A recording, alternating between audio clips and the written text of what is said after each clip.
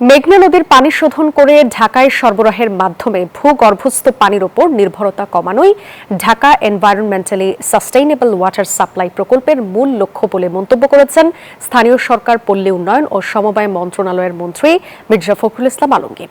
সোমবার সকালে নারায়ণগঞ্জের রূপগঞ্জে প্রকল্পটি পরিদর্শনে যান তিনি। বলেন, প্রকল্পের আওতায় নির্মিত হবে পানি গ্রহণ কেন্দ্র, কাঁচা পানি পরিবহন লাইন, 50 কোটি লিটার দৈনিক সক্ষমতার পানি শোধনাগার এবং শোধিত পানি সরবরাহের ট্রান্সমিশন নেটওয়ার্ক।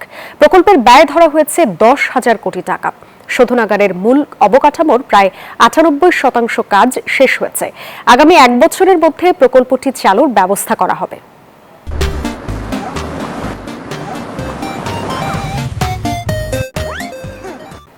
মেঘনা নদী থেকে এই পানি নিয়ে যাওয়ার জন্য এই প্রজেক্ট। গ্রাউন্ড লেয়ারটা বহু নিচে নেমে যাচ্ছিল, প্রায় 1000 মিটার নেমে যাচ্ছে। একটা ভয়াবহ একটা পরিস্থিতির সৃষ্টি হতে যাচ্ছে। সেটাকে মোকাবেলা করার জন্য মেঘনা থেকে পানি নিয়ে এসে পানিকে ট্রিটমেন্ট করে ঢাকা মহানগরীর নাগরিকদের পানি সরবরাহ করার ওয়াসা এই প্রজেক্ট গ্রহণ করেছে।